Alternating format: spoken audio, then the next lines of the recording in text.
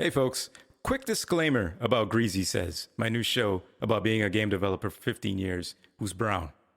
Okay, Greasy Says contains explicit language, adult situations, and viewer discretion is strongly advised. Right? Greasy Says is supposed to be a comedic take on what it's like to be in the gaming industry from my perspective, but I'm not out here trying to make people feel uncomfortable just for the sake of it. So, to sum it up, I have a potty mouth. Don't let your kids listen to this shit. And kings and queens above 18 only. Let's try that. All right? Lay is...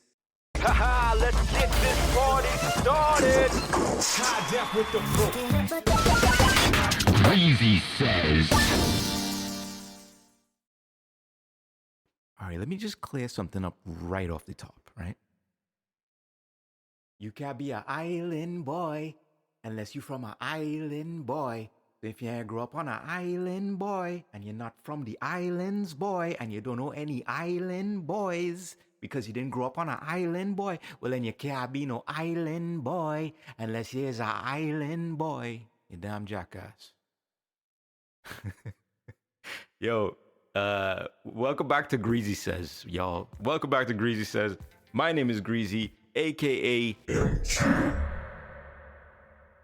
that whole thing, that whole meme or whatever you want to call it, is incredible to me. There's so many things hilarious about that shit. The thing that sticks with me the most is how catchy it is. That is like one of the best hooks I've ever heard in my life. I watched that video once. I was dumbfounded by it. I probably watched it again because I was so dumbfounded. And then 4 days later, I'm singing the shit in my head. I'm walking around. Island boy, it's a fucking island boy. I should put you in the sky. Would you keep that gun? Whatever the fuck that dude was saying. I was singing that shit walking around. So whenever that fucking song really dropped, if they ever make that shit into a song, that shit gonna sell off. I guarantee you. That's gonna be the biggest hit of next year. Or so they had to drop that shit in summer. Man, Chris D'Elia, good comedian, but now basically canceled guy, made a hilarious, you should go check out his fucking TikTok or whatever his shit is on. He made a hilarious observation about them two dudes, the Island Boys. Was it Kodak something? I don't even know. Flo Kodiak, some shit like that. Anyway, hilarious. They could write a hook though. That boy could write a hook. They can't rap, but they could write a hook. Random thought. Should we put solar panels in cemeteries? I was driving by cemetery the other day, and it's like, I'm looking at this land. It's huge. Like, cemeteries are gigantic. I've been to one in New York. There's like a massive cemetery in New York. Sometimes I like to go, I'm fucking weird. Sometimes I like to go walking around in cemeteries during the day and shit. Not at night. I'm not a teenager, but during the day and shit, it's quiet.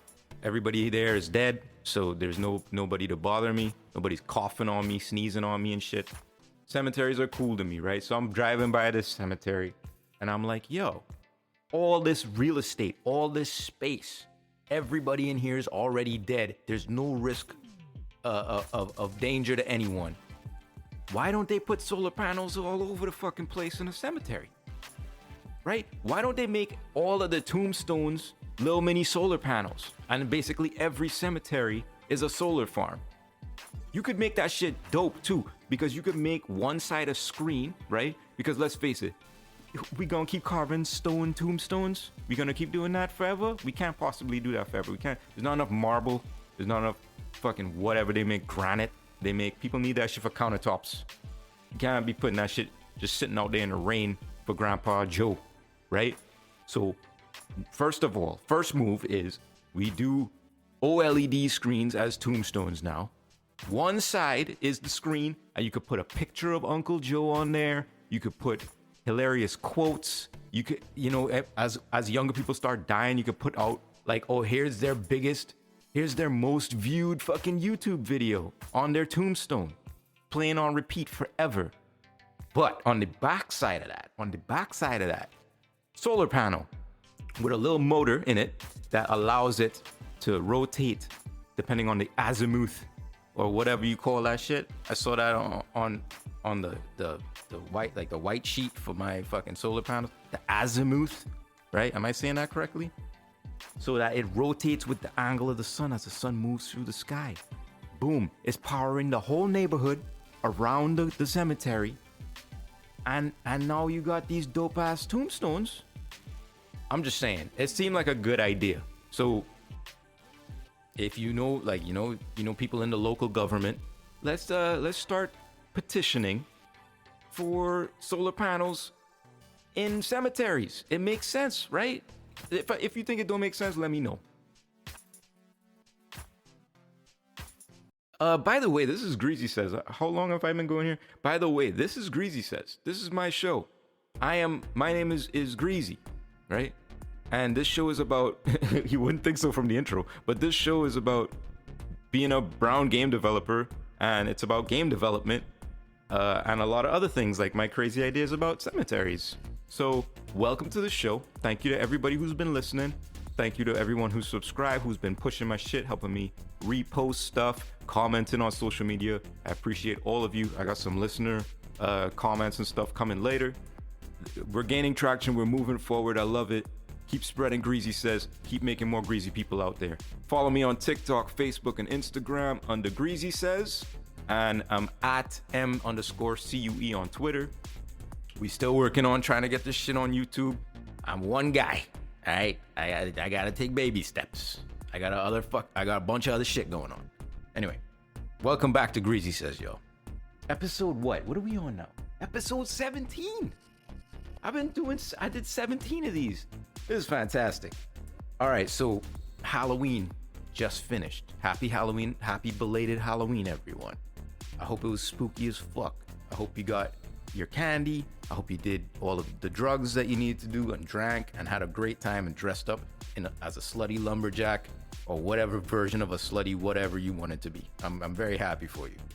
So, in the spirit of Halloween, I gotta watch some scary movies. So I watched this movie a homie recommended to me, Veronica. I don't know if it's originally from Spain or I think it's from Spain. I remember looking at the dialogue options. I think Spain was the original. Shit was fire. Shit's about like this teenage girl who, is like a student at school and link up with some girls and they fuck with a Ouija board and dank shit starts happening. But yo, that movie was crazy. That shit was dope. I'm not gonna spoil anything. But it was a lot of fun. Amazing female lead character. Amazing.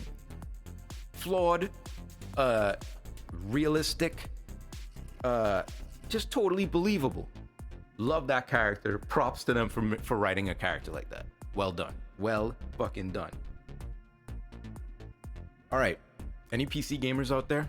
Any PC building nerds out there listening to this? You ever built your own computer before? Like I have many fucking times and wasted tons of money on water cooling and all kinds of shit and then swore that you wouldn't go back to water cooling because it's so fucking expensive and the payoff isn't worth it. And when you get leaks, it really fucking sucks and then you have to clean everything up and basically shut down your whole studio for like a fucking day. Are you like that? Are you that guy? Probably not. You're probably smarter than I am. Anyway, Asus, which is a famous PC parts manufacturer and basically one of the biggest parts manufacturers in the world, they released something that if you're a PC building nerd, you will appreciate. They made a quick release button for their graphics cards on the motherboard, right? On every motherboard, there's a slot, usually a PCI Express Gen 3 slot, or is it Gen? Yeah, is it Gen 4 now? I don't fucking know. But there's a PCI slot, Express slot on there, and that's what you plug your graphics card into. Now, if you've ever built an ITX, which is a very small, compact build PC, you know that when you install your fucking graphics card and it's time to swap that motherfucker out, or you need to do some maintenance on that machine, you gotta reach down inside, basically shredding your finger on fans and heatsink grills and copper pipes. Shred your finger in order to attempt to push the button to release the graphics card so you can pull the fucker out. Asus turned around and said, That's fucking stupid. I like, why do we have to have all these people shredding their fingers or jamming pens and pencils down on that fucking release knob in a motherboard? Why don't we just make a quick release motherboard? Quick release button on a motherboard. Brilliant. Asus, I fucking love you. Why did it take that long to do that, by the way? You know what I mean? Like, they fixed how dumb CPU coolers are to put on with all the cool clips and stuff they have now. Why didn't they do this shit ages ago? I don't know. Sometimes really smart ideas don't occur to people until way later. You know what I mean? That is the thing that about tech and all that stuff. Sometimes the simplest solution and the best step forward is right in front of your face for years and you don't take it. And then one day some cat was like, Yo, we should make sure people don't fucking slice their hands up on our stupid graphics cards. And then another person's like, That's a pretty good idea. Fire that guy. I came up with the idea. I get a raise. Speaking of raises, I'm all over the fucking map today. In case you couldn't tell, I'm all over the fucking map. All right? And I really don't care. Island Boy got me heated. I'm all over the fucking place. All right? Speaking of which, the Blizzy fucking saga continues. Activision Blizzard. Bobby Kotick reportedly takes a huge fucking salary cut, right? Until blah, blah, blah, all these things are done. I'll go through it at some other fucking time, what all the things are, or you can go look it up. He's promising all kinds of shit, all kinds of changes in the organization. Some of the stuff I talked about, like pushing diversity, back in the Act Blizzy episode, I talked about they would try to like squash this whole thing by doing a series of like basically gestures that mean nothing and that will not be able to be tracked probably, but empty gestures. And he's promising these gestures and he's saying he's gonna cut his salary by a lot. Low-key, it's not really by a lot. Until all these issues are fixed inside of Activision. Really, any of y'all falling for that shit? Anybody out there dumb enough to fall for this shit? You really think fucking Bobby Kotick taking a pay cut is gonna do anything to Bobby Kotick and change anything about fucking Bobby Kotick's life? He just might not be able to buy that Epstein Island, the second one. He might not be able to get a second Epstein Island, but he still got one. You know what I'm saying? Like, makes no difference. The amount of fucking stock options that guy probably has. He's not gonna feel this shit. You know what I'm saying? His interest makes interest and shit. Like, banks are asking him to fucking put his money in there with them and shit. So that shit don't mean nothing. That's an empty gesture. And then Kotaku comes out and reveals that his salary is still like $875 fucking $1,000, man. Dude was making like 1 point something million before. So his pay cut really ain't no, I mean, you could there's at least 4 low-income families that you could give that money to and they'll be all right for a while. So he didn't take that fucking big of a cut. You know what I'm saying? So I call bullshit on all of that. And I'll come back and maybe go over what Activision and Blizzard said they want to do. But like, go read it for yourself. Go educate your fucking self about what they're saying, what they're doing. You know what I mean? That's the point of being greasy, is go out there and find the shit. You know what I mean? Bullshit. Still calling bullshit on all of that. But Call of Duty just came out, and I bet you they clock in mad numbers, and everybody's buying that shit up. You can't escape it, man. You cannot escape the evil. There's no way. You want to play Call of Duty? Well, then you gotta fucking make Bobby Kotick fucking stock options get better. Choose a side, motherfuckers. Choose a fucking side. Give me my key. Today's key is... Je suis en route pour le sommet,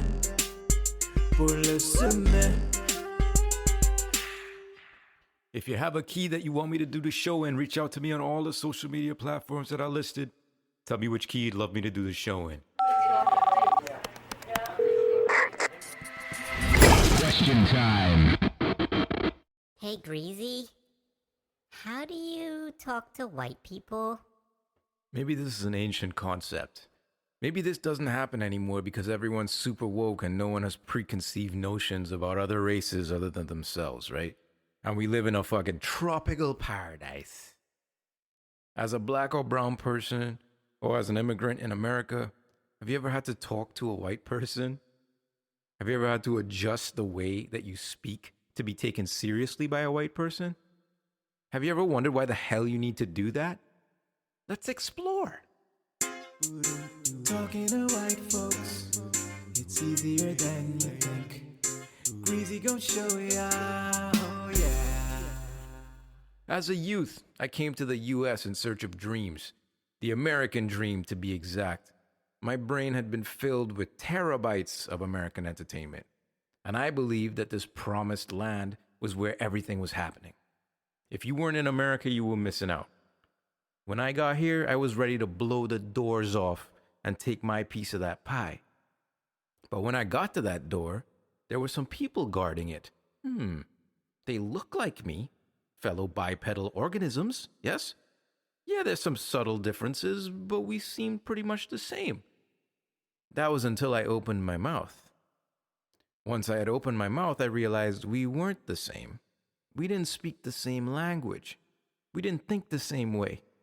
And it was my responsibility to learn the language. It was my responsibility to learn how to talk to white people.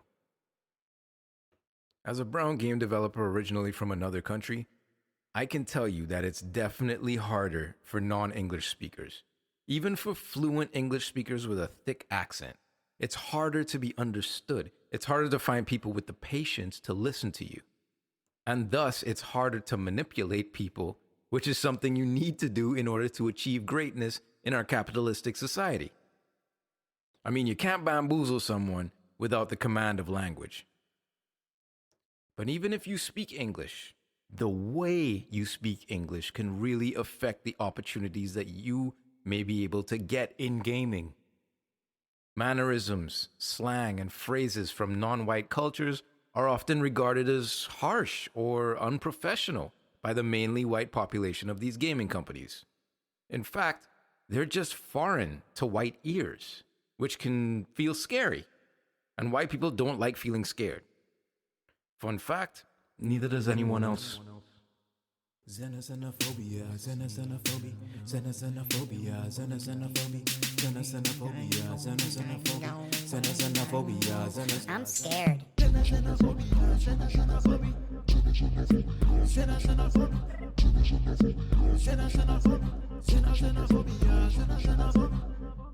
Have you ever had to white out your voice in order to get a job, an interview, an opportunity?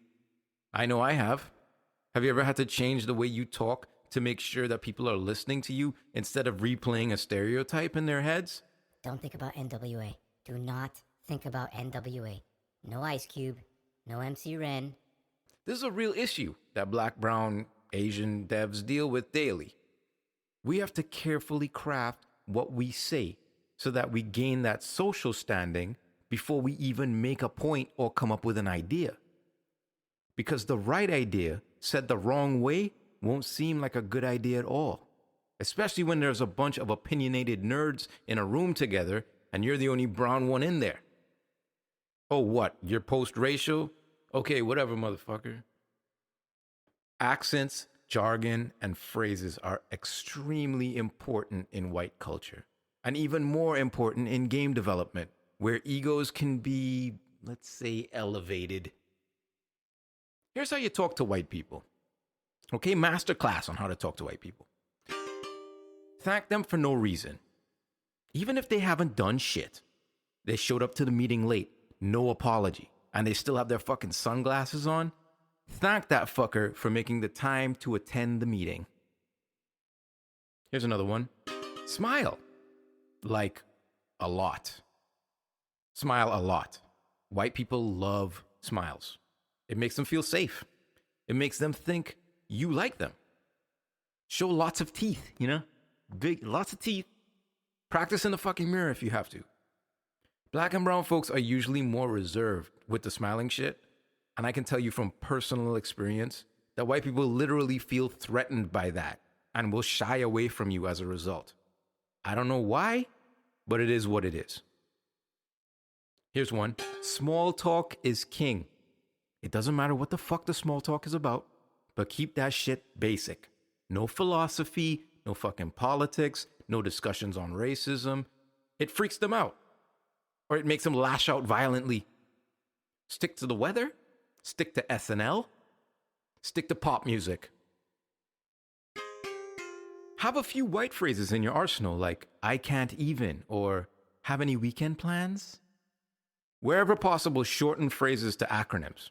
GTFO takes just as long to say as get the fuck out. It literally does. But efficiency be damned. We're trying to make strides here. We're trying to make friends. Call people chief. That's a good one. That one works wonders, actually. Chief. Especially for older white men. Hey, Chief, how you doing? Hey, big man, did you lose weight? You look great. Look, I know I'm talking shit here, and it sounds fucking ridiculous, but these are legitimate tactics to make your conversations with your white coworkers go better and yield juicier outcomes, I'm telling you. I once had an older dev tell me that I should use the words, I think, before I put forth any design idea. So let's say the phrase is, we should try to better tune the haptics on the controller for this segment of gameplay. That becomes, I think we should try to better tune the haptics on the controller for this segment of gameplay. Simple. I was so infuriated at the time that he thought that that little change in phrasing would make my idea seem better. I was fucking infuriated. I didn't want to believe that people were so hung up on the way I phrased things. But I tried it, and lo and behold, my ideas got more traction, and more people were calling me collaborative and not difficult. Get me? I think it had something to do with appearing more humble and with appearing less threatening. I think it has something to do with race and people's interpretations of words that come out of my face.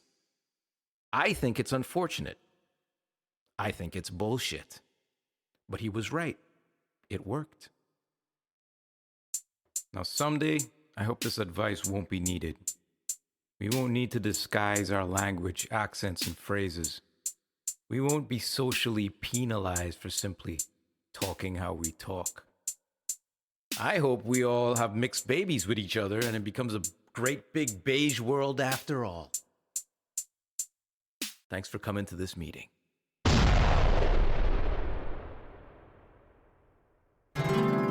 Reflection. Changing your voice is a real thing, y'all. Changing your voice is a real thing.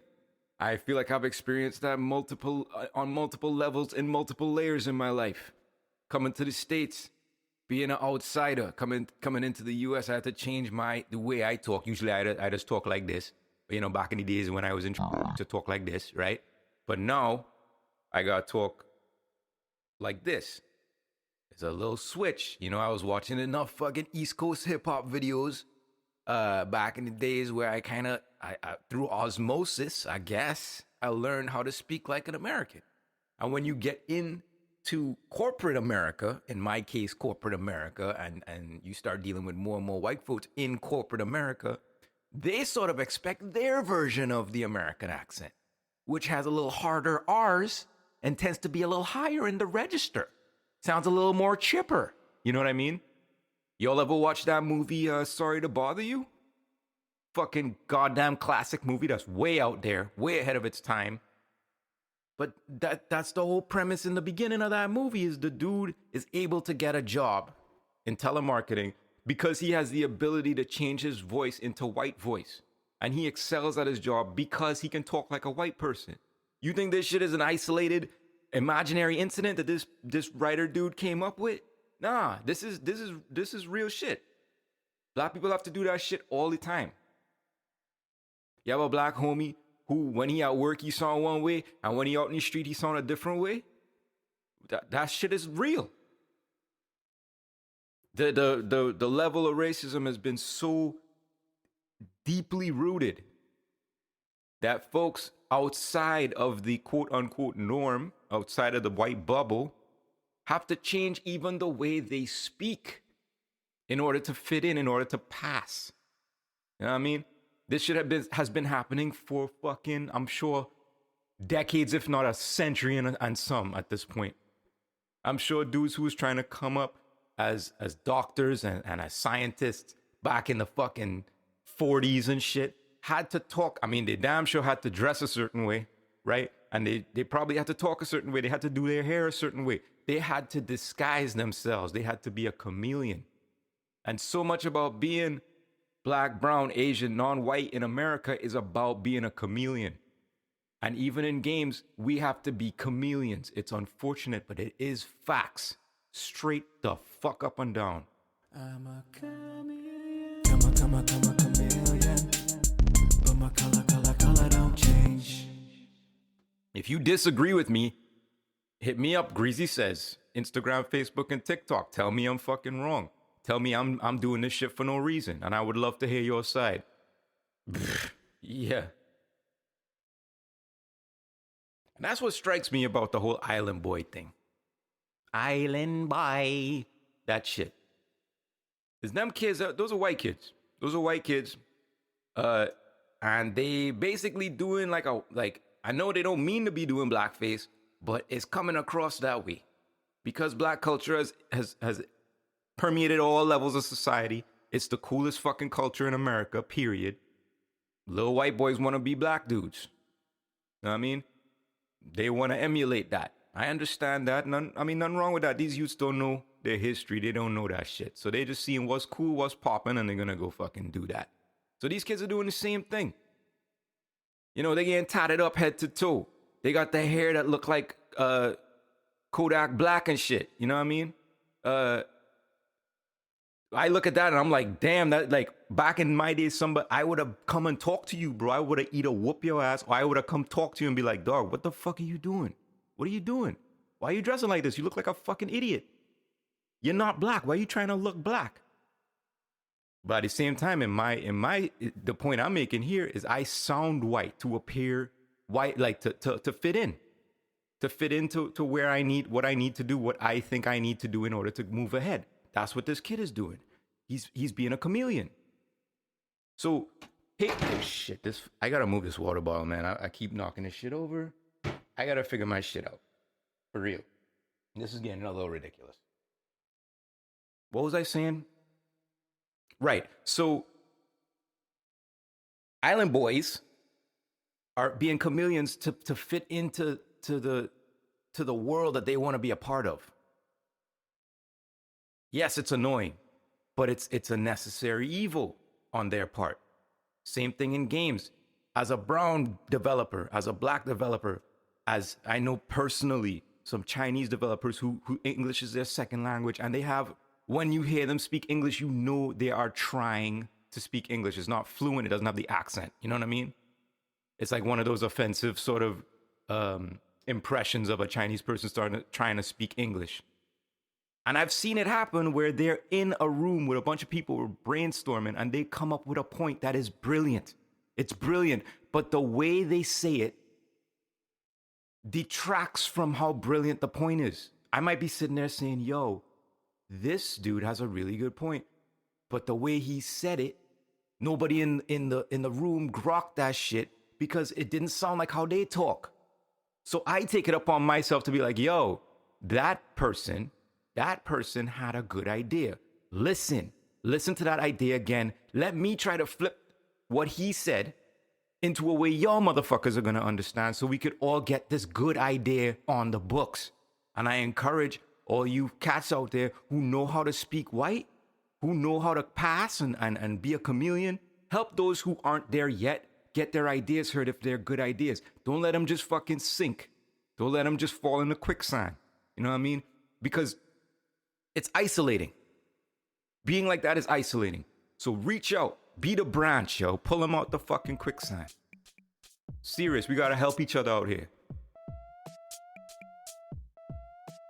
All right.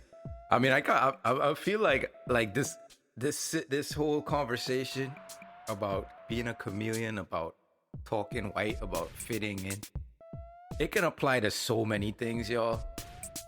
You know what I mean? I mean, if I got a little heavy for you, that's how it gets sometimes on Greasy Says. It's not all jokes. It's not all fun and games. Sometimes we gotta get a little bit serious. So, but let's bring it back down. I got some listener comments, some really nice ones for y'all this week. Check this shit out. This person wrote to me on Instagram and says, "Hi, I like the podcast even if you hate rats." Sweaty, smiling emoji guy. It's also going a long way in reminding me of the things I don't miss about games after 5 years away and look back with weird combo amounts of PTSD and rose-colored glasses. Even if I do miss working with a lot of the humans in that space. Heavy shit, right?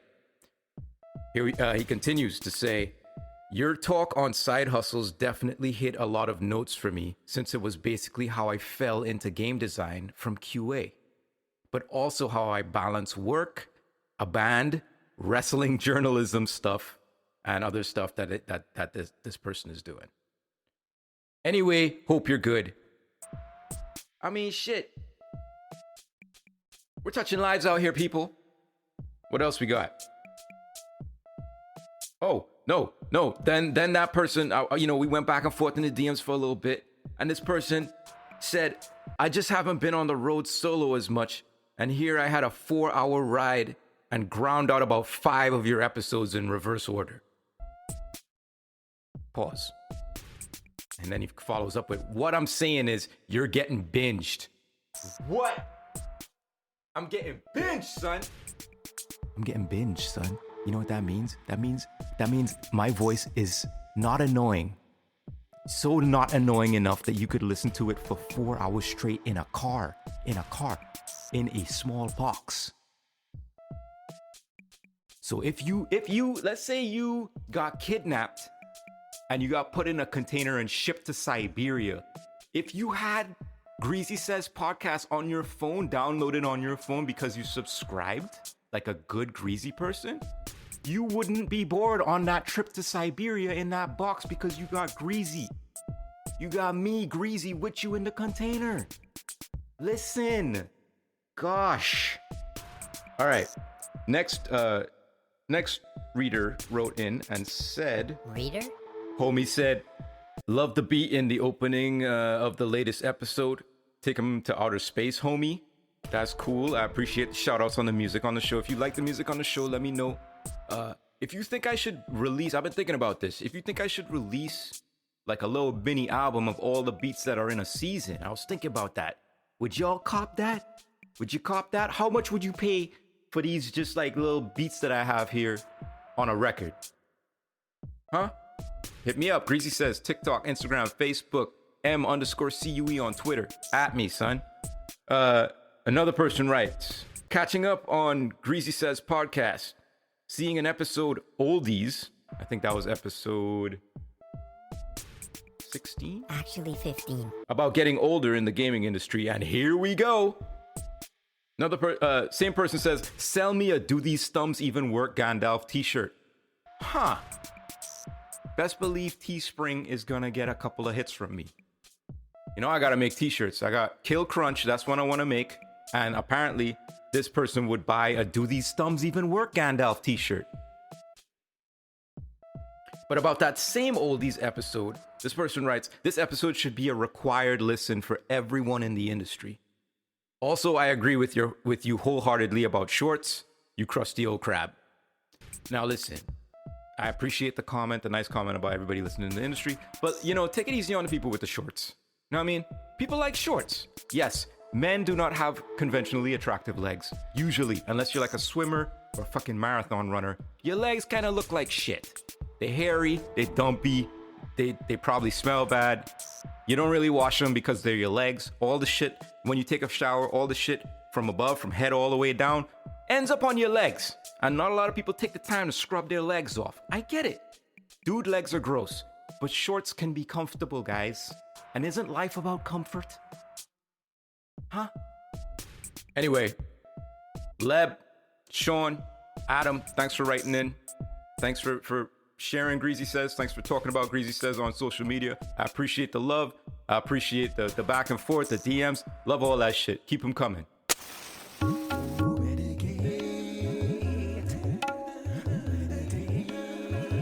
Medicate and meditate. Time for a gratitude exercise. Number one, what am I grateful for? Number one. I'm grateful for therapy. I'm grateful for therapy. Opening my mind, digging up what's inside of me. I'm grateful for therapy. Number two, I'm grateful for working back. Cause when you throw your back out as an old fuck, it really hurts, it really slows you down. So I'm glad that I have a working back when I do. Really slows you down. Number three, I'm grateful for my family. Because without my family, I wouldn't even be me. Oh no. I'd be somebody else. Some other kind of fucking. Who the fuck wants to know that guy? Not me.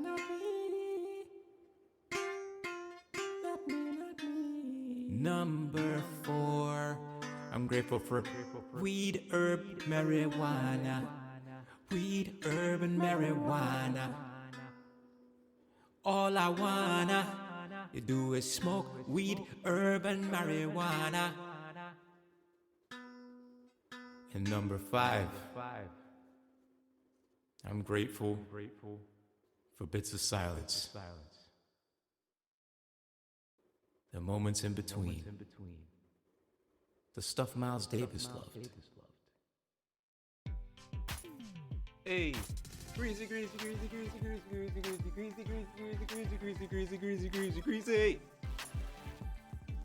We did it, y'all. We got to the end of another episode. Congratulations to you. Congratulations to me. I'm great. I keep doing these things. You get to listen to them. I get to know that you listen to them via stats, via the Buzzsprout site. It makes me feel good. We're all winning. We're all fucking winning. You know what I'm saying? Thank you to everybody who's been writing in. Thank you for listening. I appreciate you. We're always going to just keep pushing forward and growing. Looking forward to the next episode and the episode after that. Link me if you want on TikTok, Instagram, Facebook under Greasy Says, at M-Cue on Twitter, M-Cue on Soundcloud and Bandcamp, where I actually make loot. If you buy my records, go buy my records. If you like me, if you dig in the vibe, if you like the music. Also, what else? SoundCloud M-Cue. Does anybody listen to SoundCloud anymore? Somebody said to me like years ago, is like SoundCloud's already dead. That was years ago. They were saying that shit. I don't agree, but that's what they were saying. Anyway, reach out to me. Let's keep this action going. Let's keep the back and forth going. Keep the questions coming. Keep the comments coming. And spreading that greasiness. If you see somebody, you know, they look like they're a little too ashy, just get a handful of greasy and grease them up. You know, within reason. Don't be fucking weird. Don't make it weird. Ask for consent before greasying a motherfucker, okay? Greasy people! Thanks for coming out. Remember, like, subscribe, comment, give me feedback. Tell me to go fuck myself if you want. I don't care. And until next time, it's me, Greasy. And I'm checking out with the room key. Latest.